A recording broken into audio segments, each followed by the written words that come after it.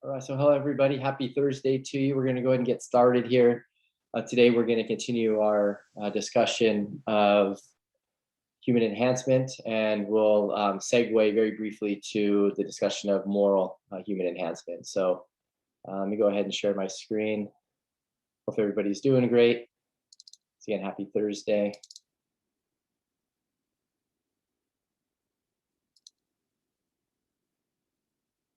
Okay, so this is roughly where we talked about the three arguments from Savulescu last time, but just maybe just administratively just see where we're at here. So I've got our Canvas page up. So we're concluding week 6. Hard to believe how quickly things are going. So we'll have another assignment posted on Saturday.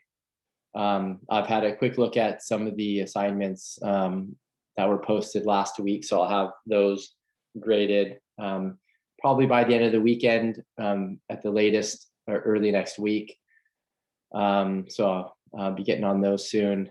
And then next week we'll segue to some likely humor. I may end up switching the gun rights and immigration rights, the order there, just because I'd like to have a little bit more time to prepare for the humor on immigration. I think I'm a bit more advanced in my preparation on the gun rights lecture, so I might do that one first.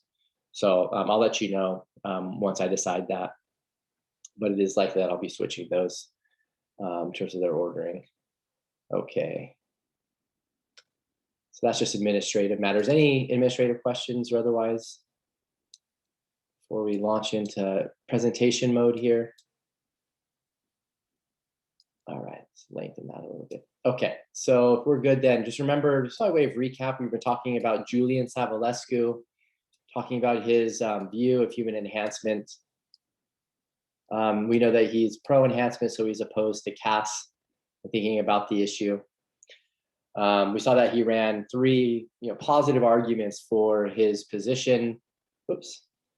Last time we discussed the bad parents argument, the consistency argument, and the treatment of disease argument. So remember, the non-enhancement parents, right, in a world in which the enhancement goods are equitably and widely are equitably distributed and widely available to those who would want them, right? The non-enhancement parent in an enhancement world like that is just as morally wrong for not providing the enhancement goods to his or her children as neglectful and lazy parents were.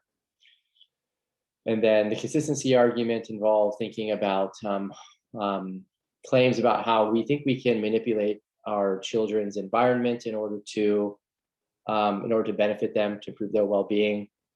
So we should think that we can manipulate their genetics in order to do so as well. And then sort of this added component to thinking about the consistency argument was the fact that by altering our environment, we indirectly, in many cases, influence the expressions of our genes.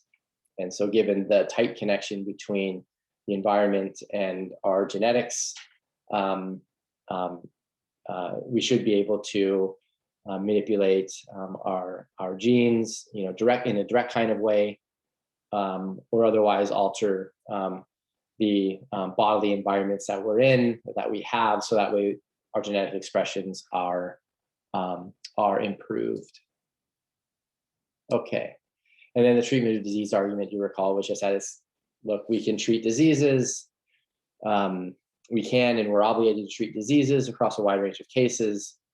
And we can do so because the goal in doing so is to improve lives. Well, using enhancement technology, biomedical enhancement technology, would also have the effect of bringing about the goals of improving our lives. So given the sameness of goals in treating diseases and using biotechnical goods, as Cass would have put it, there's a kind of moral parity that holds between using the biomedical technology for these purposes, for these distinct purposes. There's no moral difference between them. That's the moral parity thing between them. Okay, then we talked about, these are just the arguments spelled out on the slides. And we talked about some of the conditions, necessary conditions that have to be in place according to an enhancement program, genetic enhancement program, or establishing or creating what we might call a human enhancement world. A range of conditions that we saw involving, safety, the safety of the enhanced, the fact that those who are enhanced aren't harmed, and autonomy isn't compromised, and then significantly that the enhancement goods can be distributed in a fair way. Okay, and then we talked about some objections and replies. Just by way of recap here, we saw a version of the playing God or going against nature objection. It's really a cluster of objections here. And Savulescu claims that we're already doing, in a sense, play God or do things that go against nature. Some of the natural things that happen, some of the things that happen in nature are bad, and so we correct those bad things. But we treat diseases, we try to prevent diseases, we have the practice of medicine generally. Okay. There's another objection involving discrimination, genetic discrimination. In an enhancement world, there's a concern that there will be the enhanced and the unenhanced, the haves and the have-nots, respectively. That could cause problems. Response to that is just that the natural lottery already distributes good genetic traits indiscriminately and unfairly, it seems. And so genetic enhancement program at its best is going to be the kind of thing that will offset some of those cruel features of the natural lottery, some of those unfair features of the natural lottery. At least we have a fighting chance with enhancement to offset some of the problems, some of the ills that come to us by way of the natural lottery. Then there's a version of the homogenization worry that we saw in the cast last week, the perfect child, sterility and loss of mystery objection. And Savulescu's reply is that there's not an effort to produce a perfect child in the enhancement technology. At least widely, that's not a goal. The goal is to improve lives, to improve the well-being levels of those who are enhanced. And there'll be plenty of biodiversity that remains intact in the enhancement worlds, because it's very likely that parents will want their children to look like them. It might be true that we miss out on some mystery, but some of the mysteries are good to miss out on. So the mystery of whether or not our children are going to be totally healthy, that mystery being lost doesn't seem like it's really much sweat off of our nose, according to someone like Savulescu. So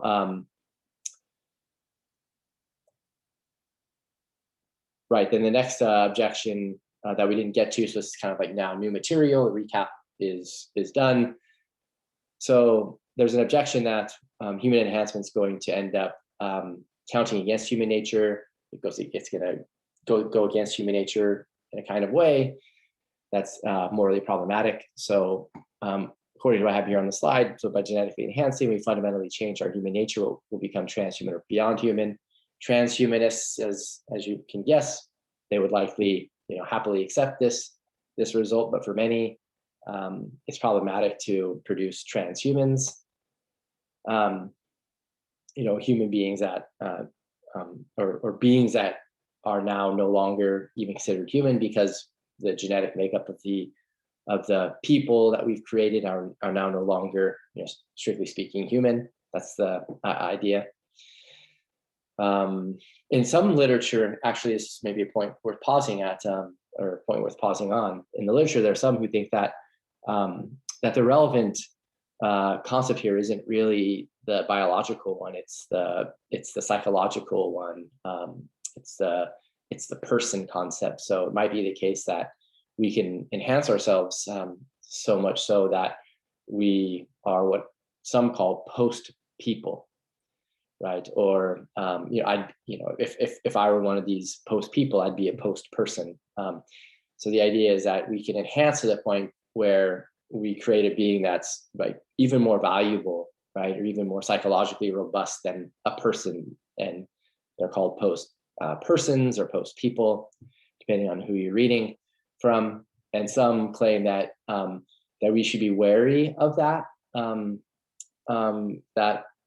possibility, because if we were to produce post people or post persons, they would very likely, this is kind of an inductive argument, they very likely oppress persons like you and I, and we wouldn't be able to, with the enhancement technology, get everyone to be a post person. So we'd end up having an issue with those who are post persons and those who are persons, and then the post persons would oppress, marginalize, use for sport, use for clothing, use for food, whatever to their advantage to benefit them. Just like human beings, people.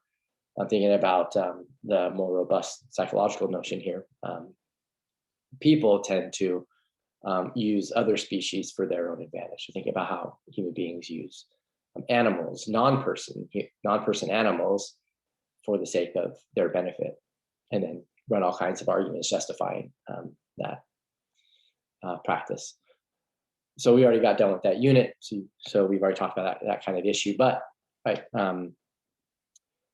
you might think about running an argument or an objection to Savulescu that doesn't focus on the human beings understood as biological kind, but rather human being as a psychological kind that maps on with or is closely related with being a person.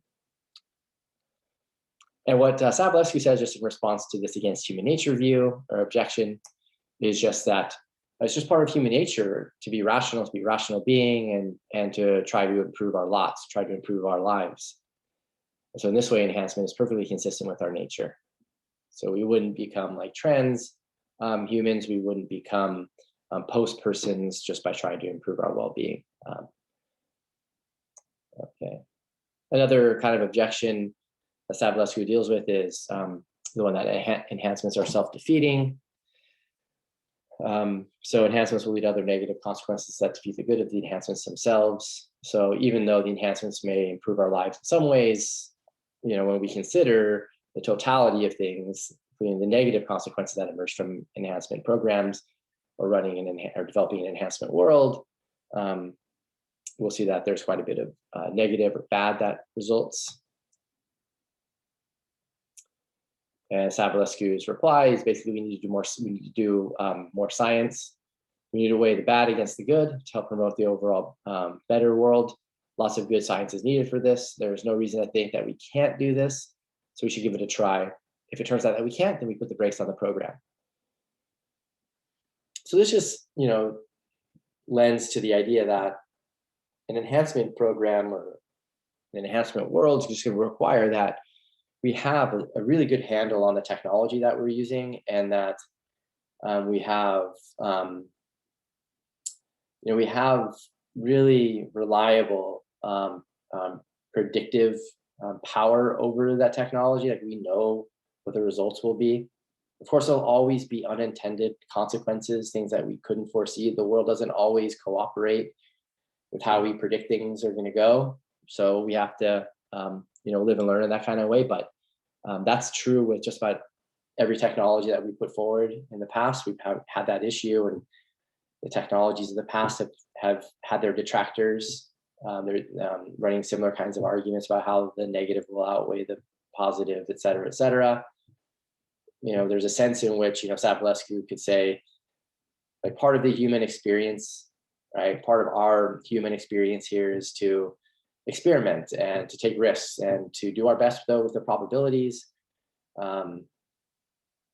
understanding that the probabilities aren't going to be perfect. They're not going to be one. They're not going to be certain. But that's just what it means to be human in many ways. Okay, so that's the end of the initial Savulescu. We're going to say with a moral enhancement, the key figure there again is going to be Savulescu. A Savulescu with a more person, as we're going to see. And if you're curious, let me drop this down. If you're curious, the paper is titled Genetic Interventions. There it is. I told you I'd get you the title of it. So here it is. Genetic Interventions and the Ethics of the Enhancement of Human Beings. So if you're interested in having a look at that, let me know. It captures quite a bit that we covered from Savulescu, even though it doesn't capture everything from this paper. And even though I said some things that went beyond the paper. Okay, and maybe I'll just go ahead and post that regardless, that way you can have a look at it if you're wanting to get into some of the details. Okay, so I'll drop that back down and do our segue here.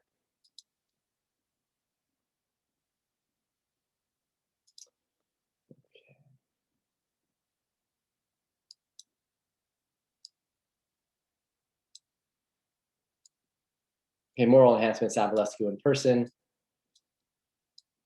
Okay.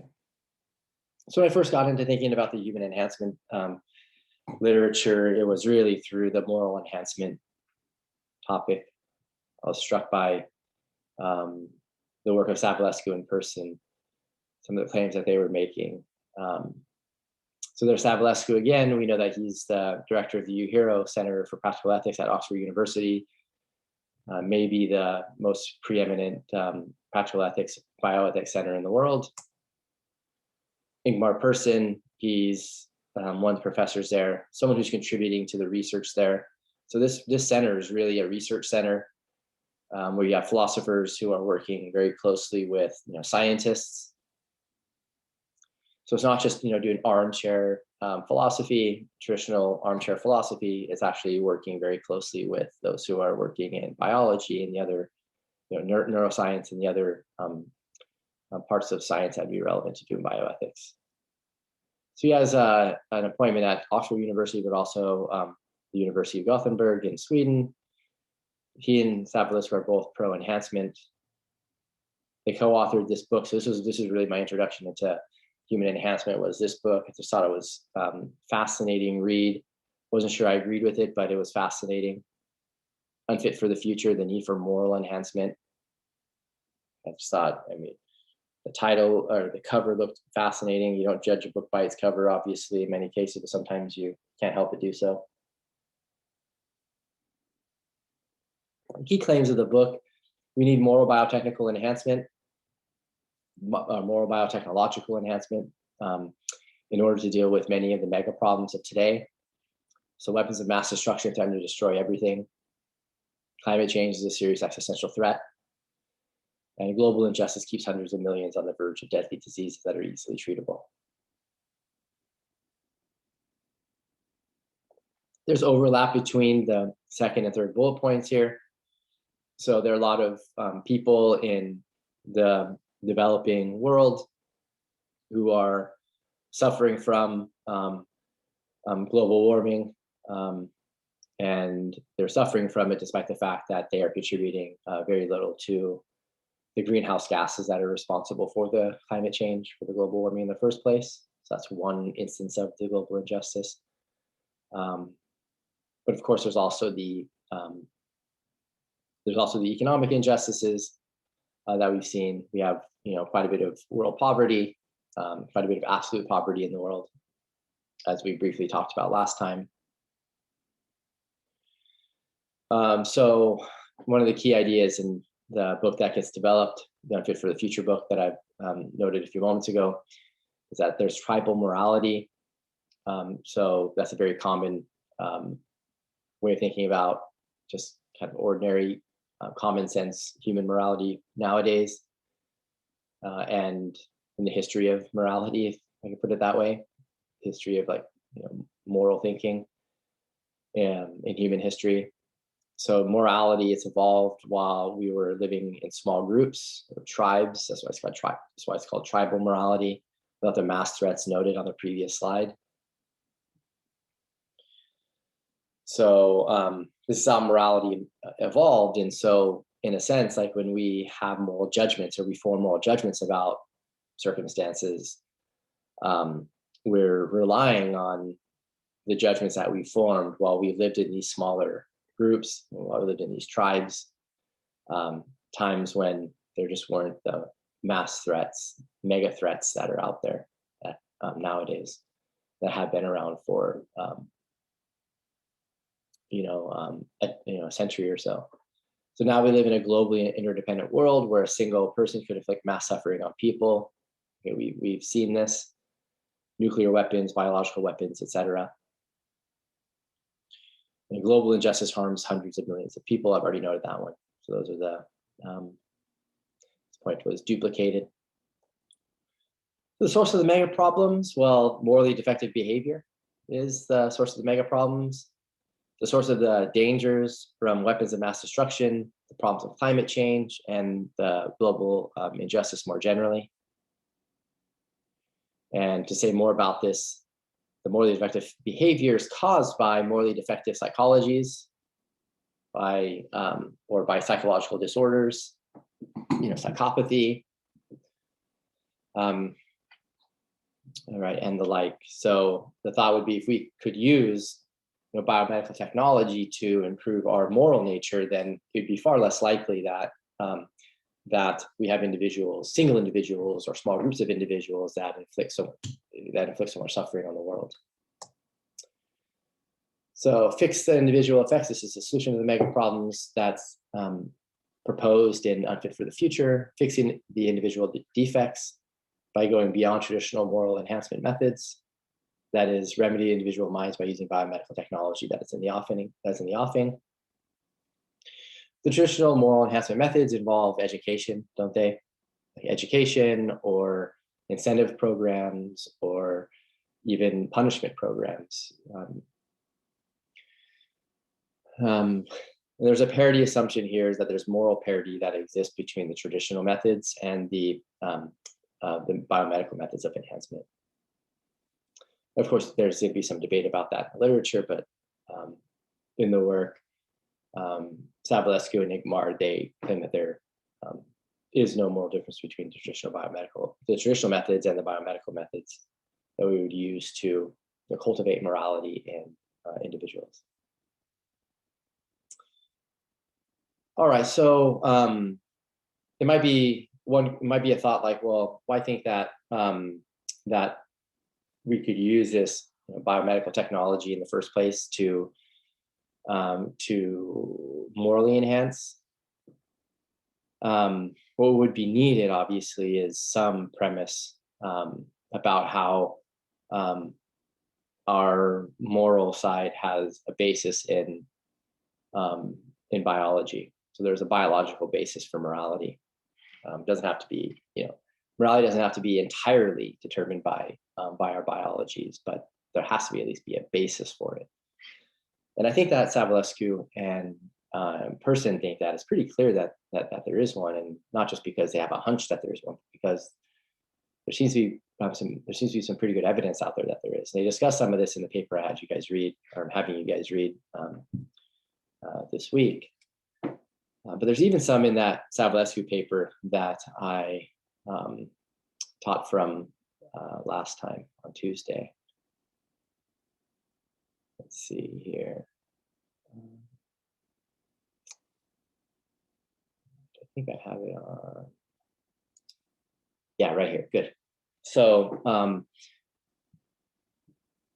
when Savulescu discusses the treatment of diseases argument that we talked about last time, in the paper, the genetic interventions paper, Savulescu, he, in the context of discussing that argument, he provides some initial evidence for thinking that there's a genetic basis of morality. Remember, according to this argument, the justification for the use of genetic enhancement was the fact that genetic enhancement would be designed to improve lives, just like treating diseases is designed for that. So we have the sameness of goal. The goals are equally fine, so equally good. So if treating diseases is permissible, then so is using genetic enhancement. And then obviously there's questions about what it means for life to go well, and Savulescu argues that there are a range of things. So self-control seems to be something that's identified as like an all-purpose good that contributes to lives going well. And so in discussion of that, talks about these famous Walter Mischel studies, which you may have heard of. So these are impulse control experiments. These experiments were done in the 60s. You have 4-year-old kids, they were given a marshmallow, and they were told that if they didn't eat it, that they could have 2 marshmallows later. The researcher then ends up leaving. The person who's conducting the experiment ends up leaving.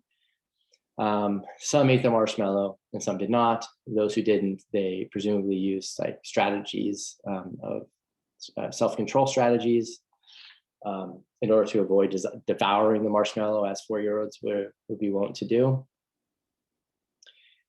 And then 10 years later, these kids were interviewed, and the kids who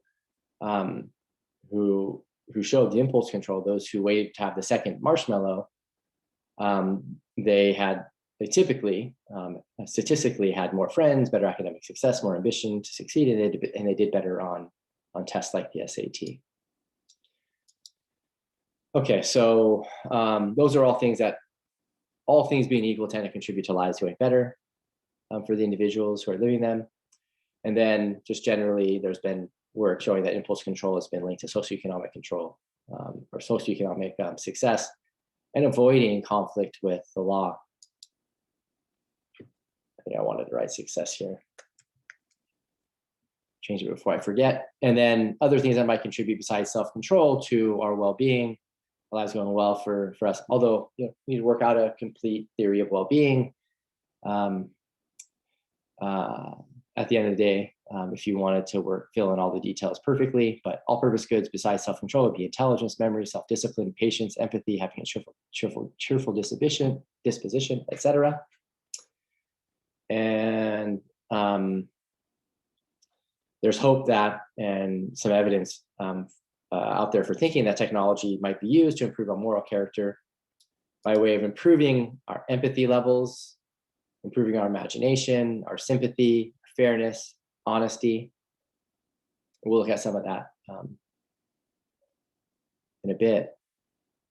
But why think that there's a genetic basis for morality in the first place? Well, there are these famous monkey experiments that were done. So researchers would have monkeys perform certain tasks, and then those tasks would be rewarded with grape or cucumber. Invariably, the monkeys would choose grapes. As much as cucumbers are delicious, grapes are more preferred by monkeys because they're so sweet. And then what they would do is they'd have a monkey perform a task, and they'd reward the monkey with a cucumber, not giving the option. And then the experimenters would then provide some other monkey who didn't perform any task with the grape. And the monkey that performed the task and got the cucumber showed anger. And researchers interpreted this as the monkey that performed the task but got the cucumber, not the grape, as expressing a kind of indignation at the lack of justice or the lack of fairness in the circumstance, or at least perceived lack of fairness in the circumstance. So that's one kind of experiment. And of course, the thought here is that, well, if monkeys have morality, a kind of proto-morality functioning, it's presumably a biological matter. So that's an important assumption that's worth thinking about. But then this other one that's related to a human group was this Dutch family, which for over a 30-year period, the family had noticed that many of its males were prone to aggressive and criminal behavior. So behaviors ranging from arson, rape to exhibitionism. And when the family tree was studied, the disease was linked to a pattern of inheritance that was X-linked recessive. Women carried the gene without being affected. 50% of the males inherited the gene and were affected by it. Long story short here, though, the affected gene was linked to the monoamine oxidase region of the X chromosome, which codes for enzymes to break down neurotransmitters. Okay, so there's this part of our genetic makeup that's responsible for providing us with enzymes to break down neurotransmitters. A big picture takeaway there. So once the latter have done their job, once the enzymes have done their jobs, partly to help with nerve impulses in our brains, the males weren't getting enough enzymes. So excess neurotransmitters were remaining in the bodies, in their bodies. It is believed that this leads to excessive and or violent reactions to stress. So this biological mutation or this biological based problem leads to excess amounts of neurotransmitters remaining in the male system, and that's linked with this aggressive / violent reactions to stress. And in order to try to confirm and duplicate these studies, of course, they wouldn't do it on other humans, that'd be unethical. So they did them on rats. Whether or not that's ethical is a matter for thinking about the ethics of animal experimentation, which we're not taking up this time. The studies were done on rats. So the same genes in rats were affected, so that way there are excess of neurotransmitters remain dumped in their system. And it turns out that those rats were prone, those rats for whom excess neurotransmitters were existing in their systems were far more prone to excessive violent reactions to stress. Okay. Presumably, responding aggressively or violently to stress, okay, it's a moral issue. Okay, so that's at least some initial reason for thinking that there is a genetic basis for morality, such that then we could use biological technology basically to morally enhance. Okay.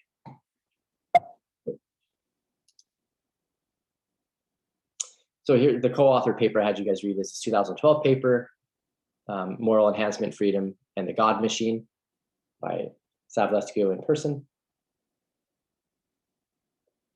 Now, the kind of moral enhancement that'd be relevant here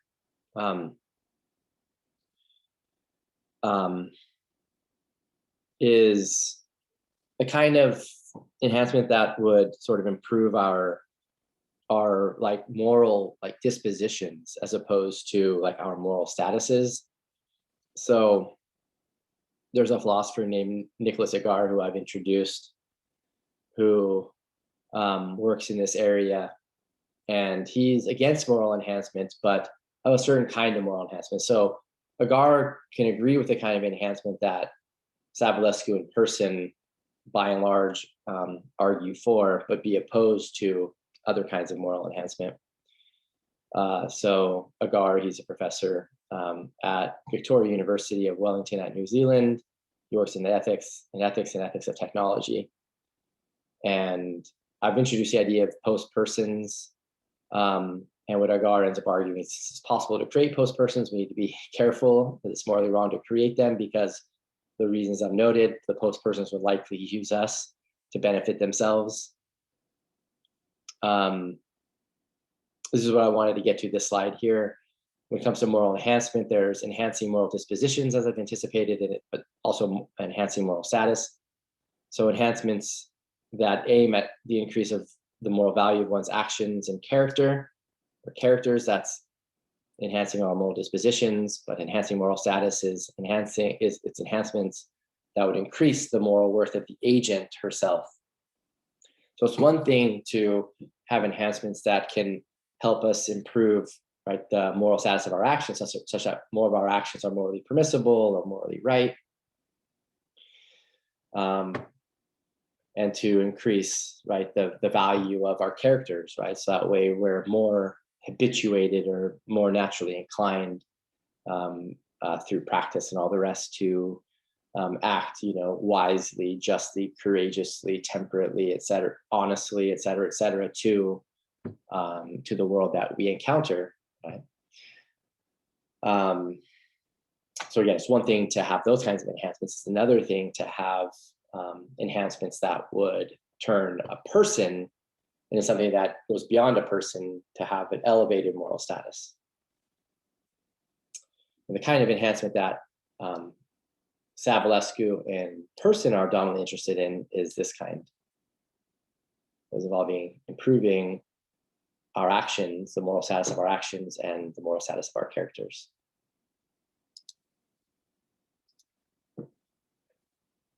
Okay, so the strategy of the 2012 paper. A couple of different ones here noted. Support the claim that science or biomedical technology can produce individual moral enhancements by improving individual psychologies. Many people believe that there is a connection between the biological and the mental or the psychological, and then defend moral enhancement's compatibility with individual freedom and autonomy. So there's going to be a major kind of objection to moral enhancement that complains that that moral enhancement would compromise our freedom, compromise our liberty. So let's see sections 3 and 4 of S&P's paper. That's going to provide us some of the science of behavioral control. So it might be worthwhile to have a look at this together. Okay. I'm a little ahead there when I was rereading earlier. Okay, so section 3 is right here. So the new science of behavioral control. So could we, through our knowledge of biology, strategically influence people's moral dispositions and behavior? There are reasons to believe that we could. Historically, drugs and surgery such as lobotomy were used in an attempt to control behavior, but today, sophisticated and ever more powerful cognitive science is providing new and more effective means of influencing human choices. Psychological research is affording strategies to influence choice. A range of unconscious stimuli can affect choice through priming. One commonly discussed technique is the nudge strategy, which harnesses knowledge about cognitive biases that may influence voluntary choice. So worked on here by Thaler and Sunstein in 2008. These ideas are affecting health policy. Sunstein's also done some good work on the ethics of climate change, if you're interested. So, before reading this paper, I didn't really know much about the nudge strategy, and I don't know too much about it. I looked it up. I have looked it up and thought I'd just share it with you. In their book Nudge, Richard Thaler and Cass Sunstein, so this is the literature that was just referenced by Savulescu and Persson, described a nudge as, quote unquote, any aspect of the choice architecture that alters people's behavior in a predictable way without forbidding any options or significantly changing their economic incentives. So that's how just nudge gets defined. Thaler and Sunstein object to limiting people in making their choices, but deem it legitimate for choice architects to try to influence people's behavior in order to make their lives longer, healthier, and happier. In other words, nudging should not forbid people to do anything and should not aim to change people's minds by offering a substantial financial reward. It should merely be a subtle push in the right direction. So an influencing rather than maybe determining push.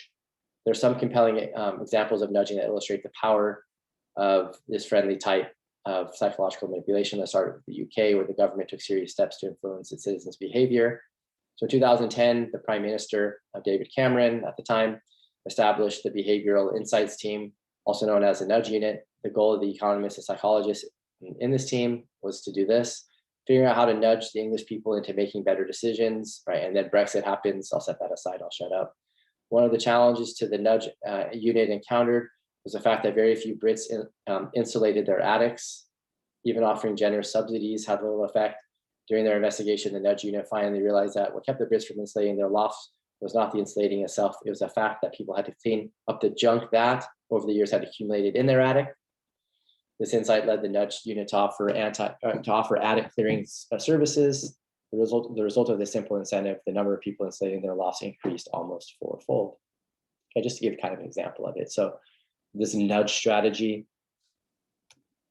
I know just perhaps maybe just a little more than you do about it, but I noted it in the reading. I just wanted not to just pass by it, but just give at least a gloss of what it is, which harnesses knowledge about cognitive biases. And we have these nudge units or these experts that help with this nudging that could occur, like happened in the UK in 2010. And we saw how it influenced voluntary choice. The relevant voluntary choice was the cleaning of attics in the study done in the UK 2010. So these ideas are affecting health policy. A number of commonly employed antidepressants and hypertensives, just to continue forward here. affect moral behavior as a side effect. So the goal isn't to directly affect moral behavior, but a side effect of using antidepressants and some hypertensives is that you have moral behavior affected. So indeed, a number of drugs are already prescribed specifically for their choice-altering effects, which have effects relevant to moral behavior. Anti-alcohol abuse, the anti-alcohol abuse drug disulfiram, the weight loss drug orlistat, and anti-libidinal agents to reduce sexual reoffending, or for those who have committed sex offenses. Neuropsychology is beginning to provide more robust evidence for biological correlates of more of the relevant traits: aggression, trust, and empathy. Ramachandran and colleagues have begun to identify neural loci of empathetic responses in humans and animals, right? So a kind of neural basis for empathy. That's not to say that empathy just reduces to what's happening neurologically, but that there's some connection between the two, even a strong one. This research may lead to pharmacological interventions to improve empathy, cooperation, and trust. Indeed, our own empirical research has already shown that propranolol can reduce implicit racial bias, obviously a good thing, and produce less utilitarian judgment. Okay. Utilitarian judgment tends to be anti-empathetic because it's really just a matter of number crunching to determine what the best net outcomes are. Okay, so even many utilitarians like Savulescu and others would claim that that it's not the fact that utilitarianism is true doesn't imply that we should try to get people to think that utilitarianism is true, to act on the motivations of utilitarianism. So there's many who think that that utilitarianism needs to be kind of self-effacing in this way. It needn't and perhaps shouldn't involve.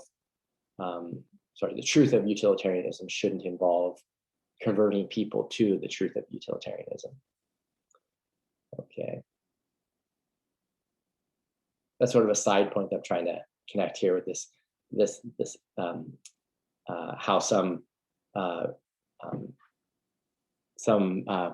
pharmaceuticals out there produce less utilitarian judgment, and that's taken to be a good thing, even by a utilitarian philosopher like Savulescu.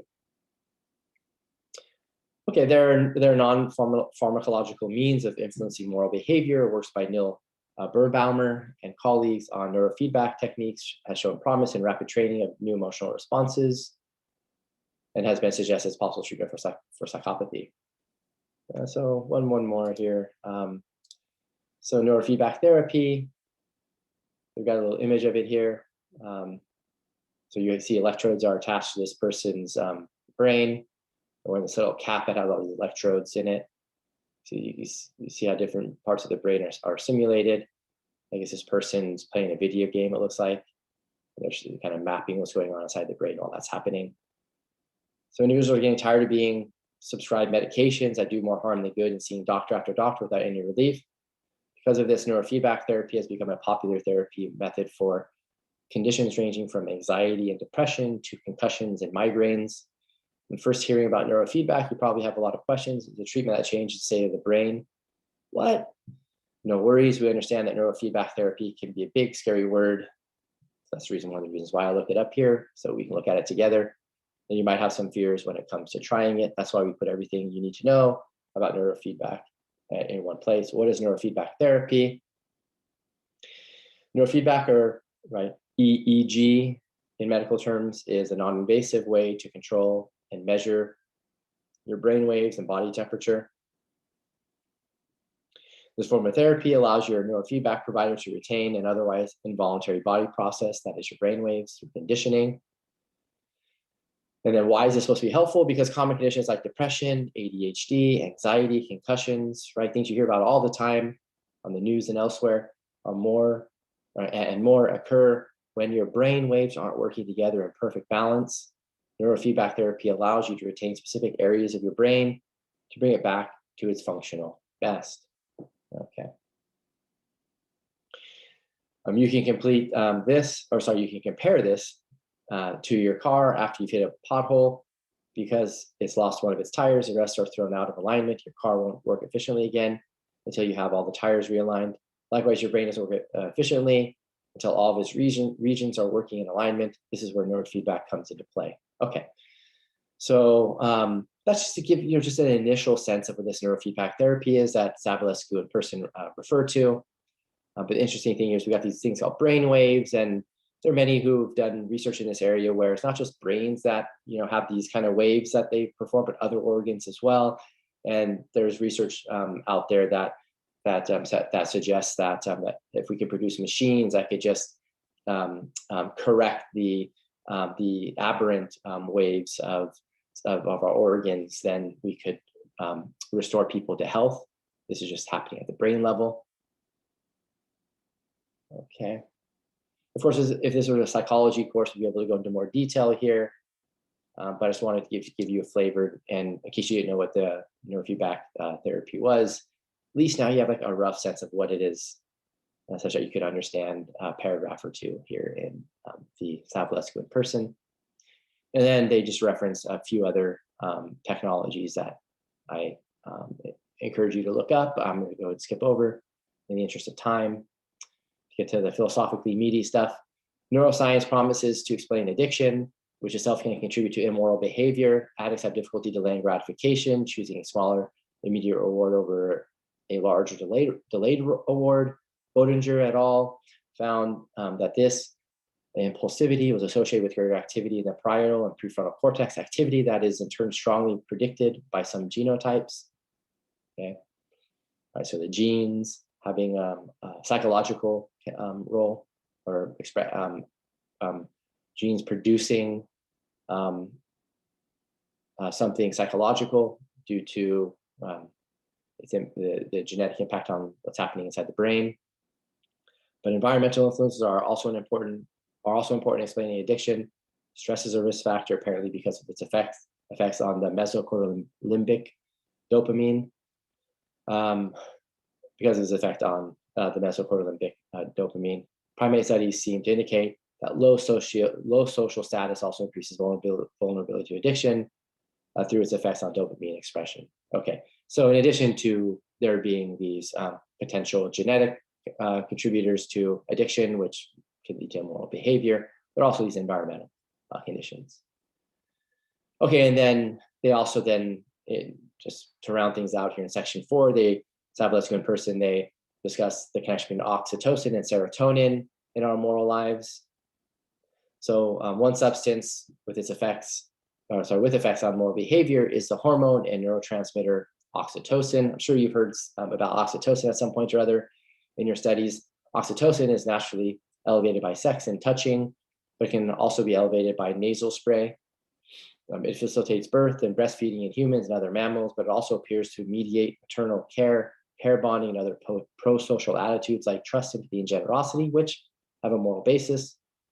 When oxytocin is administered by a nasal spray, right, it crosses into the brain, no surprise there. Several commonly used drugs are thought to affect the release of or metabolism of oxytocin. For example, the combined oral contraceptive pill currently used by 100 million women worldwide is associated with elevated baseline oxytocin levels and is believed to increase oxytocin secretion. Similarly, glucocorticoids, widely used to treat asthma and other disorders of inflammation, are thought to modulate both the release of oxytocin and the expression of oxytocin receptors in some parts of the brain. Okay, and then Savulescu and Persson, they show that there's these studies that show that oxytocin, giving those who are running these experiments where some participants in the experiments are given oxytocin are more likely to trust others than those who weren't given oxytocin or were given a placebo. So trust and cooperation can be enhanced through the use of oxytocin. Though they do note that there's some potential issues with this, it turns out that that belonging to the same group is significant to that trust and cooperation, because oxytocin also, or giving some individuals oxytocin and others not, the oxytocin led to, in some cases, to it being predictable that those who were given the oxytocin were more likely to gang up with same group members against those who belong to different groups. And the relevant groups were race related, as noted here. Right, so how oxytocin's effects on trusting others' pro-social behavior towards others appears to be sensitive to the group membership of the others. Carson de Drew and others presented participants who had been randomized to receive either oxytocin or placebo by a nasal spray with moral dilemma scenarios in which one individual would have to be sacrificed in order to save a greater number. Participants administered oxytocin were significantly more likely to sacrifice a different race individual in order to save a group of race unspecified others than they were to sacrifice a same race individual in the same circumstances, right? So, so that's just to say that there are these positive effects, but they need to be weighed against these potentially other negative effects. And then another neurotransmitter that's implicated in moral behavior is serotonin. So SSRIs, the selective serotonin reuptake inhibitors, are commonly prescribed for depression, anxiety, obsessive compulsive disorder. They help govern activities such as eating and sleeping and sexual activity. Millions of people worldwide use these drugs. SSRIs work by slowing the reabsorption of serotonin, a neurotransmitter crucially involved in mood, thereby making it more available to stimulate receptors. But SSRIs also seem to make subjects more fair-minded and willing to cooperate, okay? And they give an example of this dictator game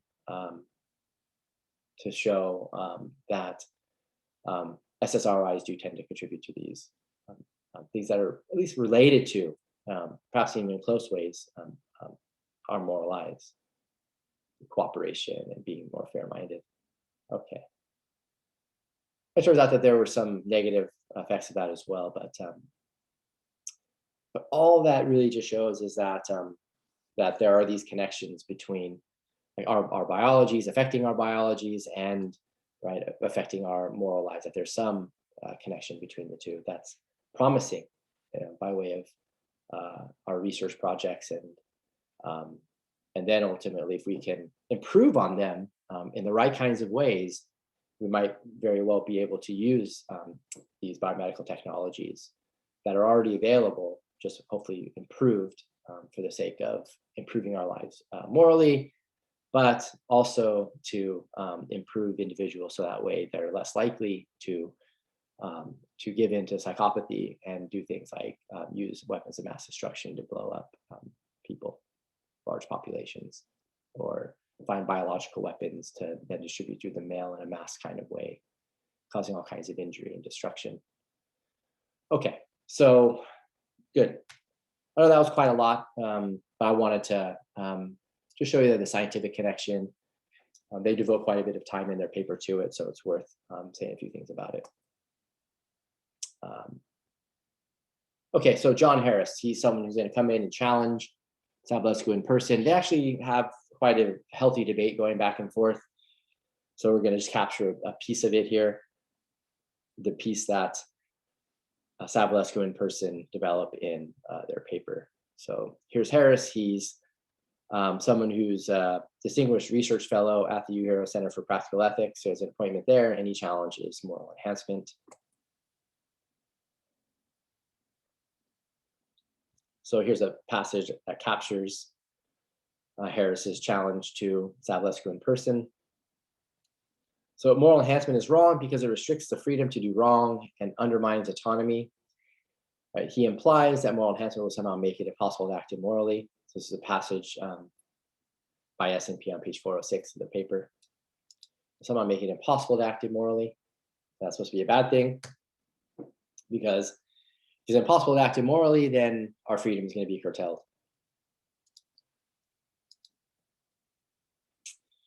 All right, so section 5 of the Savulescu in person paper, that's where John Harris is introduced.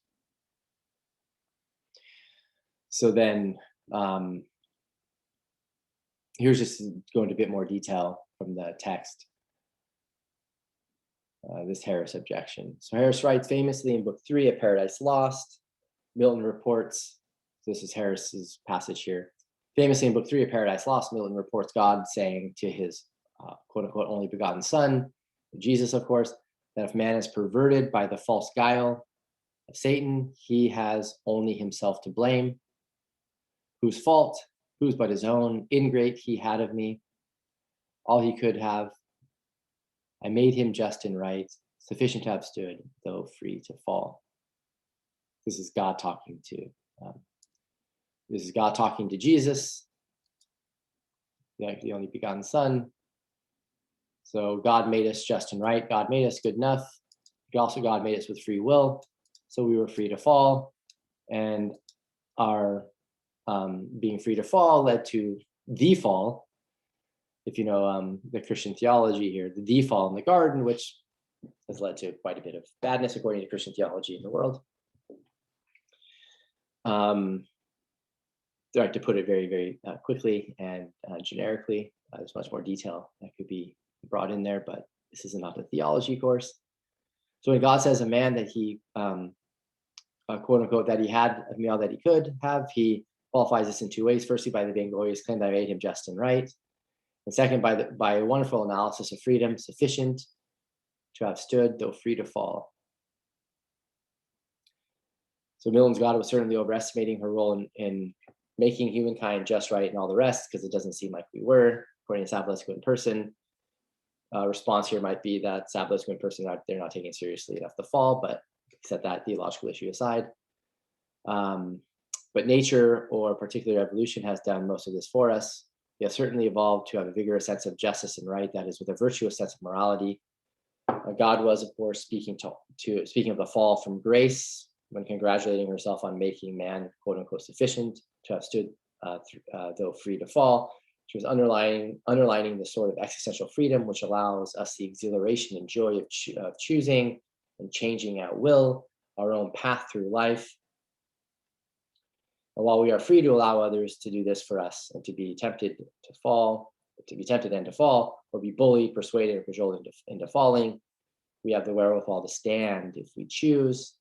So that when Milton has God say, mankind had all of me, when mankind had of me all that he could have, he was pointing out that while his God could have made falling impossible for us, even God could not have done so and left us free. Right. So in order to be free, we have to have the ability to fall. We have to have the ability to fail, to do bad, etc., even to do seriously bad. Autonomy surely requires not only the possibility of falling, but the freedom to choose to fall. And the same autonomy gives us self-sufficiency sufficient to have stood, though free to fall. Yeah, right. So above here, it's this passage is still here, the Harris. So if I mentioned Savulescu Persson here, I shouldn't have. So in reply to someone like Harris, the Christian theologian may have a response to some of the claims that are made here. Harris, as far as I know, isn't a Christian, isn't a theist generally. So he's using the Milton as a kicking off point. That's why he seems to emphasize the evolution point in his passage here. And then Savulescu Persson, they claim that Harris's claims are extreme, perhaps hyperbolic. According to a more moderate version of this objection, so setting aside some of the literature and hyperbole in the Harris tends to be hyperbolic. It's just one of his MOs in writing, perhaps for a good purpose.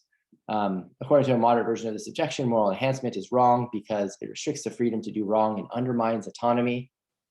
Just to put it flat-footedly, it's straightforwardly, he implies, that is, Harris implies, that moral enhancement would somehow make it impossible to act immorally.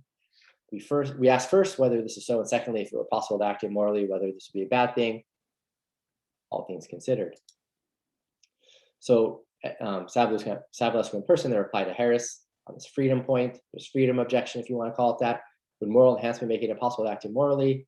What bearing does moral enhancement have on acting freely? And then two, would it be all things considered bad if it were possible to act immorally? And those will be taken up. Those are taken up in the paper. Okay, so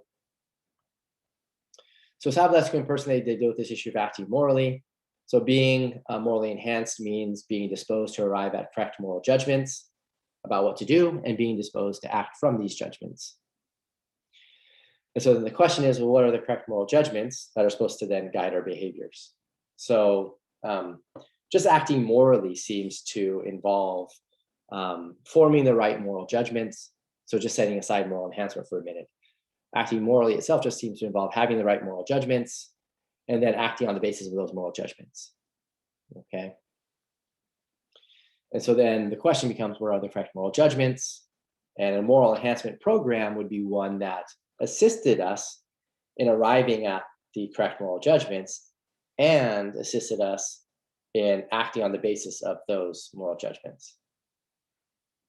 It's just sort of a straightforward way of thinking about moral enhancement and acting morally.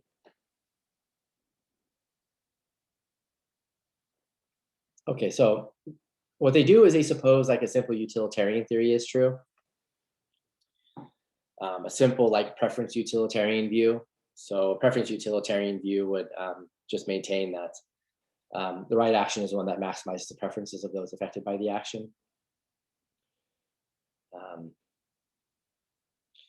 So again, this is just for argument's sake. This is just to get us to see how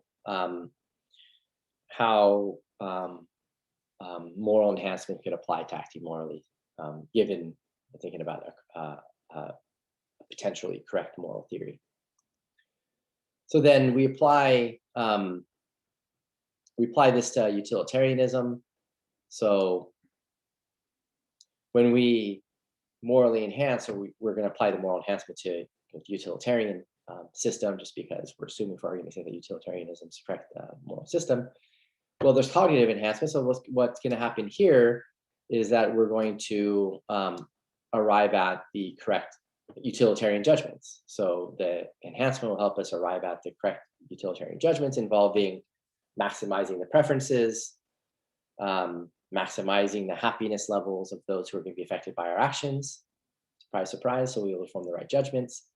Then impulse control is relevant just because it's one thing to form the judgments. It's another thing to have the motivation or the wherewithal with respect to one's will to act on the basis of those judgments. And so that's where the impulse control is going to come in. So we're going to end up with supposing moral enhancement, we're going to end up getting assistance with arriving at the correct utilitarian preference utilitarian judgments.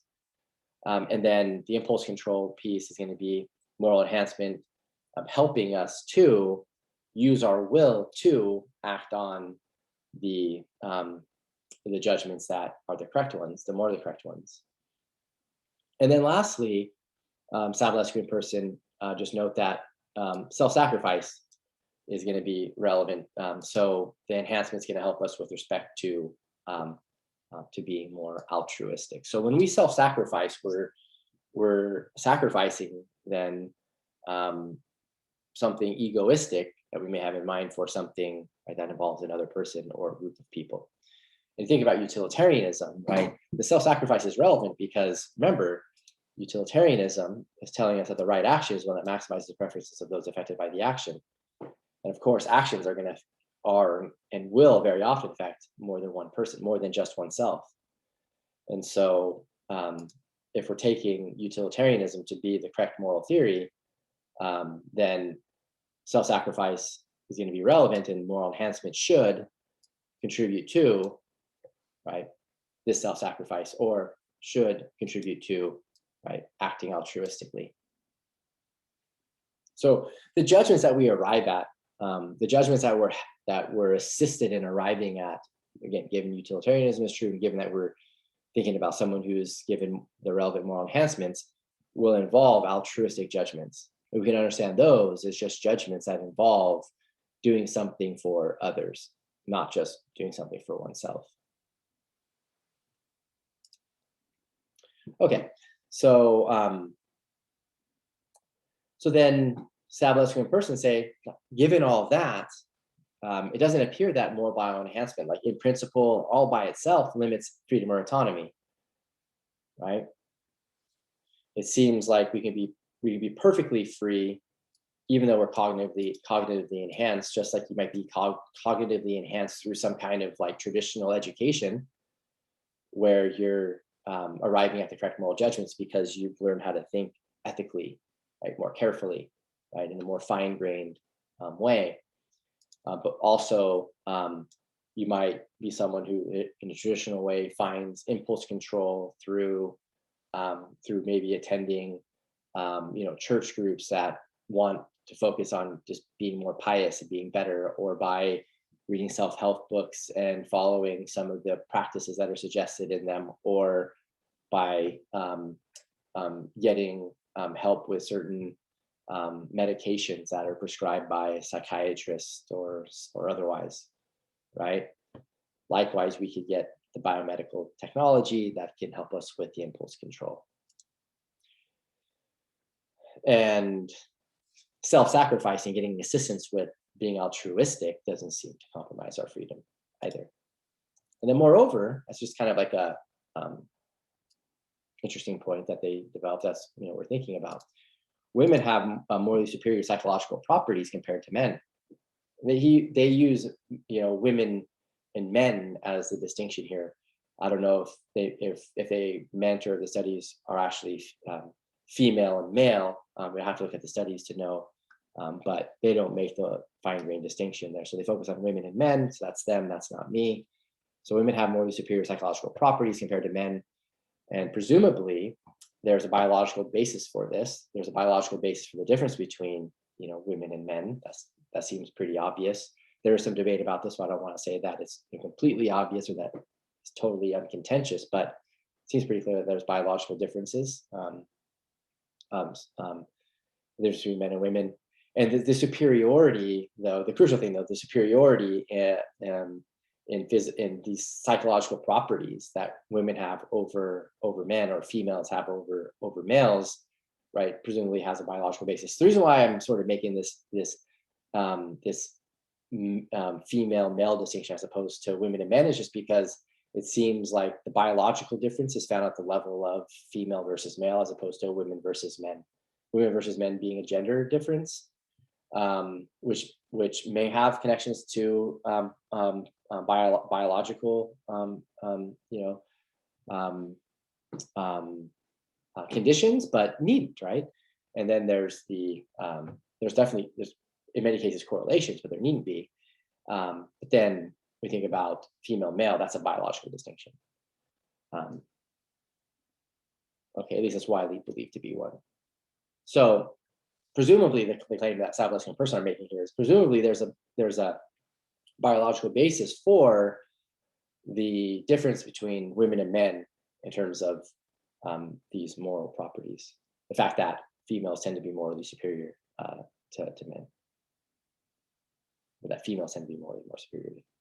Females tend to be morally more superior to their male counterparts. And that would suggest then that moral bioenhancement doesn't seem all by itself to compromise freedom or autonomy, right? Because women and men, or males and females, can be they can be equally free. So let's go to the 408 409 in the Savulescu and Persson here. Maybe worth there's a little bit of time on this.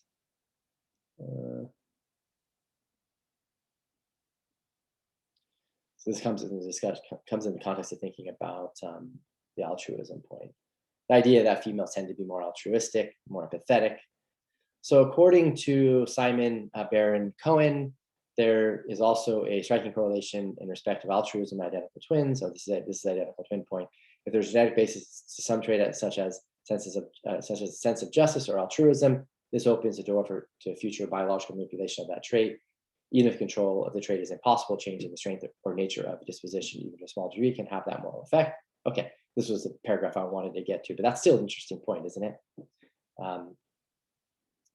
When we have identical twins as opposed to fraternal twins, we see that the altruism connection is tighter in the identical twins as opposed to just the fraternal twins, as was noted in the paragraph just prior to the one that I read. So anyways, we're checking that out. Really cool, but I wanted to get to this point. It's plausible to think that women have a greater capacity for altruism in general than men. Baron Cohen argues that women have a greater capacity for empathy than men. And we have argued that empathy is a capacity to imagine vividly what it's like to be another, to think, perceive, and feel as they do. So they cite some evidence that they have from 2011. So they're working on stuff together regularly. Thus, empathy, as we conceive it, does not involve any motivational component. Remember, it's just this issue about having this capacity to imagine vividly what it's like to be another, to think, perceive, and feel as they do. And then on Baron Cohen's conception, empathy is merely a component of altruism. Okay. So empathy is a component of altruism. Remember, to be altruistic means to be motivationally inclined to do something for others, right? At least that's how we're understanding altruism here.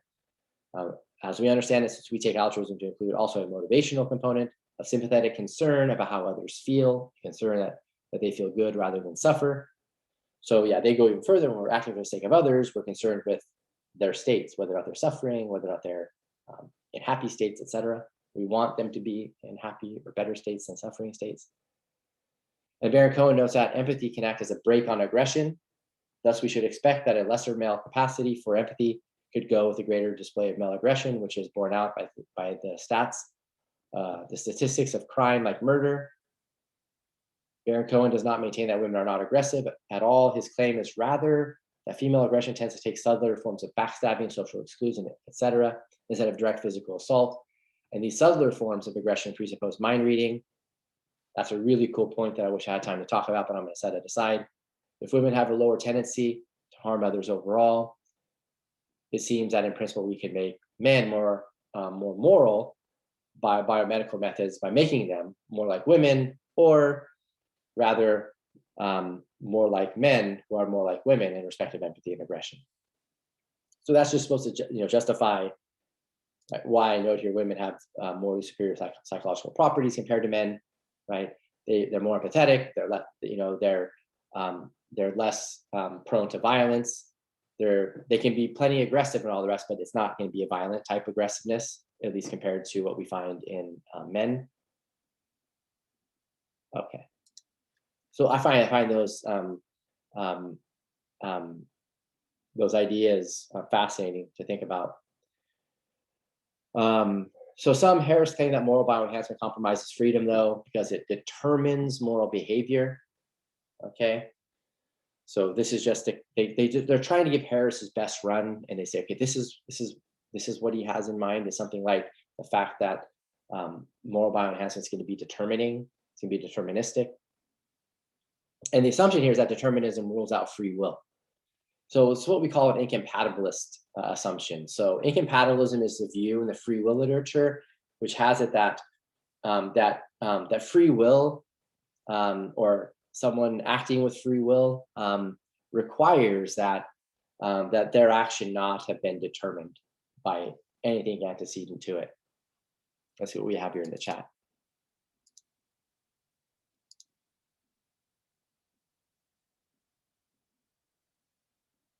Is who's the relevant he? I guess it would be Harris. I don't think that he would be. Not that I know of. I haven't heard him ever saying that he is against it. This is all really interesting. That. Oh yeah. Just thinking about like the effects that birth control could have had on society and also SSRIs, considering they're like very common. Yeah, exactly. Mm-hmm. Yeah. Yeah, and there's a question here. It's like maybe we have understanding, like part of what like Savulescu Persson are saying is like we have like this like moral enhancement technology in place, thinking about oxytocin and thinking about SSRIs. Someone like Harris and maybe Savulescu and Persson are like, yeah, we've got this enhancement technology available. And maybe like Harris just isn't really even aware of the fact that these are forms of enhancement, and they don't seem to be compromising our autonomy. So I read, this was probably like 10 or so years ago, so I don't remember the specifics of it, but it was something like women who take hormonal contraceptives are more attracted to feminine men. And then we are like, because of that, and it's so common, we're like slowly breeding out like more masculine men. That is fascinating. There's another set of studies that that I've seen too, that the use of the hormonal contraceptives, as you've mentioned, they actually um, they influence in a very strong way females who use them to be attracted um, to scents like scents scents that reveal closer biological makeups to the ones that they have. So So like pheromones. exactly. So Okay. exactly. So they're more attracted to like smells that like would be in line with like how their father smells. Huh. But when women aren't on the contraceptives, so they had like the different groups, Yeah. they find those smells way worse, and they're more attracted to more diverse pheromones scents. You see? That's really weird to think Yeah, about because like yeah, with people having children with the ones that like naturally they wouldn't be exactly, attracted to. exactly. Yeah. So the implications like we need to be wrought out and thought about carefully, but really, really fascinating to think about, right? Well, it's excreted through urine and we don't clean it out like in our there's no like way that we're removing it from our drinking water, so technically everyone is exposed to it at some level. Oh wow, okay. So when we send the the sewage, as it were, through our waste water management systems, it's not getting Yeah, it right out. it rains, so it's found in like pristine lakes and it affects fish populations. Wow. Okay, that's fascinating. Okay. Oh man. Okay, there's so many levels to this, so many levels. So yeah, those are great discussion points. Thanks for those. Um, let's see. So what Savulescu and Persson say in response to Harris here on this determination point um, is just that, look, here's one option. Suppose that free will is compatible with determinism. Harris would disagree, but just suppose that free will is compatible with determinism. Then, um, and the way of capturing the compatibilism here is that a reason for acting just right, entails some action, right, going to be brought about. This is the only possible action that could have been performed on the basis of that reason for acting. And so the way the compatibilism would express itself, thinking about um, Savulescu and Person's earlier discussions, would be right. We form the correct judgments, correct moral judgments, right, using the enhancements, and that provides us with reason for acting or reasons for acting, and then those just determine certain actions. And one response to this is just that, well, you can still be free even though you're determined. You're determined by your reason for acting. You, in the sense of your action, is determined by your reason for acting. So then moral bioenhancement determinism doesn't itself impact free will, just because determinism doesn't impact free will. Now, Harris is going to say, I don't think that there is compatibility there. In order to be free, indeterminism has to be true. So Savulescu and Persson say, no worries. Suppose that we're free only because we're not determined. And this view is the incompatibilist view, but it's called libertarianism often because the libertarian view uh, endorses the claim that we actually are free. So free will and determinism are incompatible with each other. We're free, so that means that determinism is false. Is what you're thinking about with the libertarian view. And what Savulescu and Persson say here is that if we suppose indeterminism is true, so then if indeterminism is true, then the biomedical enhancement technology isn't going to determine us. It'll have an indeterministic relationship too, or a probabilistic relationship relative to our actions. Then moral bioenhancement will not be able to determine our behavior either. So those are the two options, and there's no worry with either of them. Okay, I think there's questions about whether or not Savulescu and Persson get Harris right on this point, but that's at least what they say in the paper. So some Harris are concerned that moral bioenhancement will turn us into mindless robots. So this is to really press on the determinism point in a different kind of way that Savulescu and Persson want to take up. We won't act for reasons, but for motivations produced by pharmacology. So we thought about the determinism point before by thinking about the connection between a reason for acting, determining the action that's performed, the reason for acting being based on the judgments, the moral judgments that we get from being helped from the biomedical technology, the moral enhancement technology in the first place. Okay. Here now, actions don't, or actions, excuse me, aren't produced from the reasons that we have for acting, but rather for motivations related to pharmacology. Okay.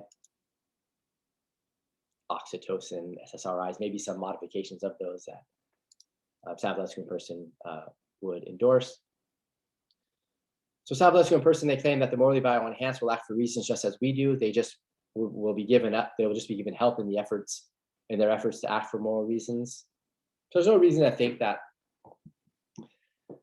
you know, oxytocin or SSRIs or other forms of biomedical technology will negate our ability to act for reasons in the first place. So Harris's claim here just seems to be a stretch, seems to be misguided. And then Savulescu and Persson gives this really cool case to think about on page 411.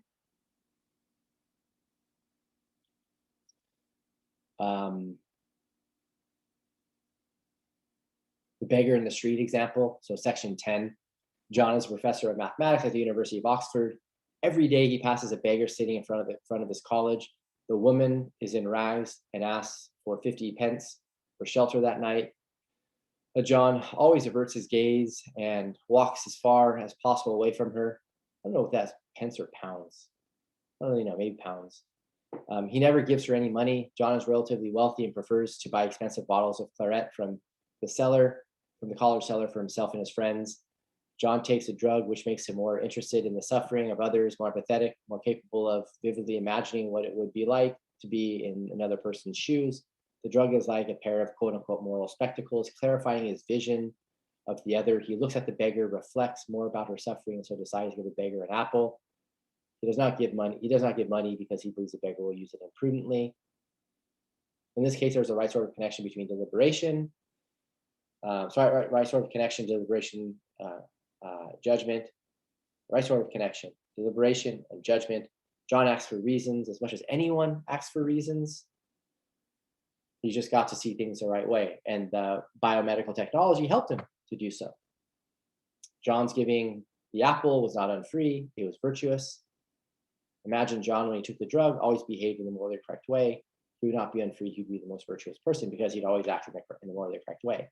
Now, there's no guarantee that biomedical technology or the relevant moral enhancement goods would lead to everyone being perfectly virtuous, but that'd be the best case scenario, of course, the ideal scenario. Okay, good. And so then that's sort of the counter really to this mindless robots challenge of Harris to the use of moral enhancement. And it doesn't seem that the individual in the case who takes the enhancements, the bioenhancements, it has his freedom compromised. He sees things differently. Okay.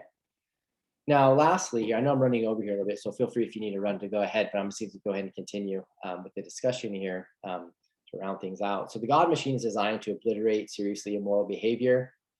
And so to remember, Harris's argument is, look, moral bioenhancement is going to prevent us from having the freedom to fall, the freedom to fail, the freedom to do bad, the freedom is going to prevent us from having the freedom to act immorally. And so what S&P, Savulescu and Persson do is they create this God experiment machine, this God machine experiment, excuse me. And according to this machine, right, what ends up happening is this machine is able to know all of our beliefs, our desires, our intentions. These things are relevant to our actions, and the God machine is able to prevent us from acting seriously immoral. So you see, this God machine case thought experiment is designed to challenge Harris that it would be a bad thing if we didn't have the freedom to fall, the freedom to fail. So obliterating immoral behaviors, 2050, really cool case to think about. And there's been really some cool literature that's developed from it in the last few years. So it's 2050, the science of morality is far advanced. Some say it is complete. The field of optogenetics took off in 2020. It is now possible. So that Savulescu Persson don't know what happened in 2020, so give them a break on this. It's now possible to genetically engineer human embryos during early development. Genes can now be inserted and modified so that the activity of single neurons can be both measured and manipulated externally. GMNs, or genetically modified neurons, contain nanosignalers. I know this is all very sci-fi. These indicate when activity is occurring in a single neuron. GMNs emit signatures of light, and these GMNs can be controlled by a light in precisely the same range, not visible to the human eye. This light signature is now picked up by a ubiquitous light-based communications network that replaced the old mobile phone network. Old technology. Information is transmitted to bioquantum computers that are trillions of times as intelligent and fast as the most powerful supercomputer earlier in the millennium. The Great Moral Project was completed in 2045. Right, it's a version maybe like the New Deal or the Great New Deal or whatever. This is a great moral project to improve the moral status, to improve the moral dispositions of human beings. So this involved construction of the most powerful, self-learning, and self-developing bioquantum computer ever constructed, called the God machine, the machine that's trillions of times faster than the machines currently available, including this, iMac that I'm using that's been slowed down by the stupid Big Sur operating system. The God machine would monitor the thoughts, beliefs, desires, and intentions of every human being. It was capable of modifying these within nanoseconds without the conscious recognition by any human subjects. The God machine was designed to give human beings near complete freedom. Near complete freedom. They won't have perfect freedom that they had before, the freedom to fall in the same kind of way they had before, but it only ever intervened in human action to prevent great harm, injustice, or other deeply immoral behavior from occurring. For example, murder of innocent people no longer occurred. As soon as a person formed the intention to murder, and it became inevitable that this person would act to kill, the God machine would intervene. The would-be murderer would change his mind. The God machine would not intervene in trivial immoral acts like minor instances of lying or cheating. Only when a threshold insult to some sentient being's interest was crossed would the God machine exercise its almighty power. But nowadays, in 2045, just continuing with the thought experiment here, the God machine rarely intervenes in this world. As a part of the Great Moral Project, people who have been morally enhanced by biomedical and other means, so people have also been morally enhanced by biomedical and other means. So given this enhancement, people aren't likely to commit these atrocious crimes, like the seriously immoral crimes, which would lead to the interventions were they to occur. Their altruism and sense of justice is now so strong that they almost never decide or choose to act immorally. Human beings can still autonomously choose to be moral, since if they choose the moral action, the God machine will not intervene. Indeed, they are free to be moral. They're also unfree to do grossly immoral acts like killing or raping. They are only unfree to do grossly immoral acts like killing or raping. This is seen as preferable to physical incarceration, which physically restricts the freedom of the immoral. Okay, so I think we get the sense, we get the point of the case there a little bit. Is freedom precluded in this world? Yeah, to be precluded. But only a little bit. So our freedom will be compromised only a little bit. We won't be free to do the seriously immoral things, but those are going to be pretty unlikely anyways if we consider a world like the 2045 world, where the biomedical technology has helped us to morally evolve, if I can put it that way, morally evolve through the use of this technology. And then in the next section of the paper, Savulescu Persson give us this Ulysses and Sirens example, where we have the example from literature that Homer gives us, where Ulysses, he chooses to be constrained. He chooses to have his will compromised. So there's a kind of meta free will that happens here. It seems like he's still acting freely. So the sirens are these beings that were so seductive in their singing that you almost couldn't. It was almost irresistible to do what they suggest, to get kind of sunk into what they're singing and all the rest. And Ulysses he's on a mission. he wants to not get seduced by the sirens singing, and so he has his men, basically tie him down, hold him down. Even when Ulysses is in the grips of hearing the singing and wants them to um, wants the people holding him down to stop, right? So he's like, here's what's going to happen is I'm going to say at some point, um, let me free because I want to be seduced, right? I want to give into the seduction. Ulysses say, I'm going to say that, but when I do, right, I'm giving you full authorization to tie me to the mast and not let me free because I have this other mission in place. And that might be what's kind of like subscribing to the God machine world, is you recognize in advance that were you to give in to something like an irresistible desire to kill someone, or even just a very powerful desire to commit some egregious moral act, in advance, you're basically saying, I prefer that I not do those things. So I'm consenting, right? I'm providing my consent. I'm freely choosing to be prevented from doing those things. So you're freely choosing to have your freedom curbed, as it were, to put it in those terms. Hopefully that's helpful. So would the obliteration of seriously immoral action be bad, all things considered, even if doing so compromised a bit of freedom? And Savulescu Persson would say no, right? At the very least, they're going to say it's not clear that missing out on a little bit of freedom, tiny bit of freedom, is a bad thing, all things being equal, compared to like a world where we did have that freedom and committed these atrocious acts. Now, keep in mind, we're thinking about the world 2045. So Savulescu Persson can say that the technology, the moral technology, the biomedical moral technology has made the case that people tend to do what's right, and the atrocious, the seriously immoral actions just right. They're just not very. They're not prominent at all. They're very, very rare. So that allows them to hold fixed this idea that there's only going to be a tiny bit of freedom that's compromised. Right? Of course, nowadays you might think, gosh, there's quite a bit of seriously immoral behavior that happens, right, pretty regularly. But we're thinking about this thought experiment, which is futuristic in this way. Okay.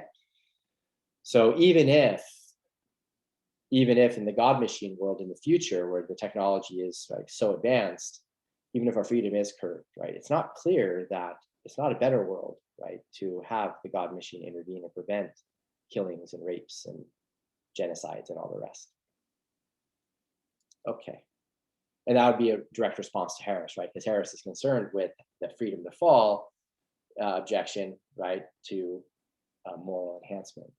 Right? It's like, okay, not having the freedom to fall doesn't seem like, all things being equal, it's a terrible thing, right? When we think about the development of technology and its relationship to our moral improvement. Okay, so I have a recap handout, but I'll stop there because I've gone on long enough. Okay, so that's that. I'll go ahead and stop here for now. If you have any questions, comments, concerns about any of the material, feel free to let me know, and I'll answer your questions as I can. And be on the lookout Saturday for the next writing assignment, and I'll be grading throughout the weekend. So grades should be coming in on the previous writing assignment. So thanks for being here. Thanks for paying attention. Thanks for watching. And I'll see you all next week. Take care. Bye-bye.